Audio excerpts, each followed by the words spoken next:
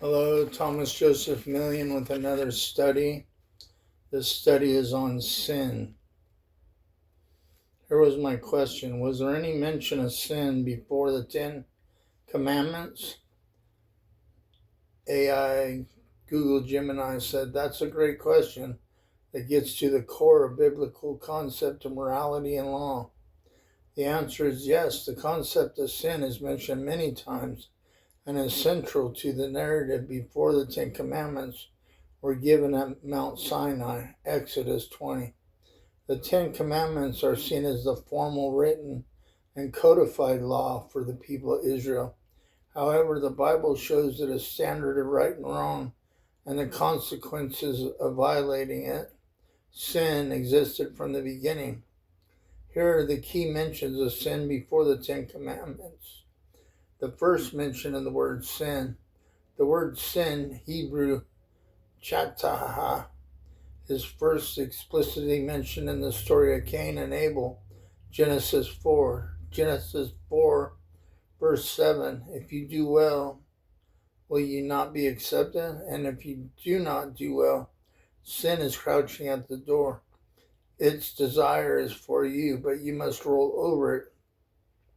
This verse establishes that sin is a force or state that is already present and seeking to control Cain before he murders his brother, showing that a moral standard was known and a choice was available to him. The first act of sin, the fall of man.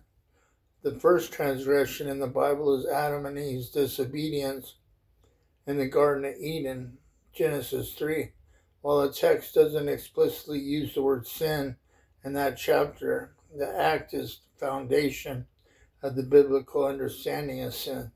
Disobedience to a direct command from God, not to eat from the tree of knowledge of good and evil. The act results in immediate guilt, shame, and separation from God, as well as a curse on the earth. God's judgment on sin in Genesis. The book of Genesis is largely a story of escalating consequences of sin before the formal law. The flood, Genesis 6. God's decision to destroy the world by flood was because he saw the wickedness of man was great in the earth, and that every intent on his thoughts of his heart were only evil continually. Sodom and Gomorrah, Genesis 18 and 19. God destroys these cities because their outcry and sin is exceedingly grave. The patriarchs' understanding. Even the patriarchs recognize specific action as wrong, implying an existing moral law. Joseph refused Potiphar's wife, saying, how then could I do this great wickedness and sin against God?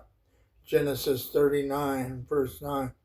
God warned Abimelech in a dream not to take Sarah because he was a dead man, because of the woman whom you have taken, for she is a man's wife.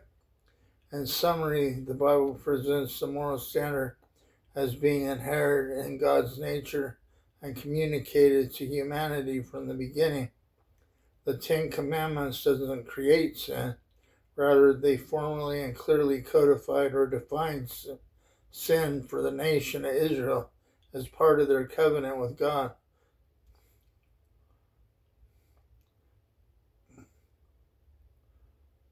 Would you like to know more about the difference between the moral standard before the 10 Commandments and purpose of the law after it was given? That's an even deeper question, moves the theology into the study of history, law, and culture in ancient Near East. The specific theological concept of sin as a transgression against a divine covenant or a personal relationship with one supreme God is unique to the Abrahamic tradition, Judaism, Christianity, and Islam. However, the concept of moral offense, wrongdoing, and crimes that require punishment, rectification, or divine displeasure absolutely existed in civilizations before the composition of biblical texts. Here are the primary ways that ancient cultures handled the concept of transgression before the Bible. We'll get into that next on our next installment.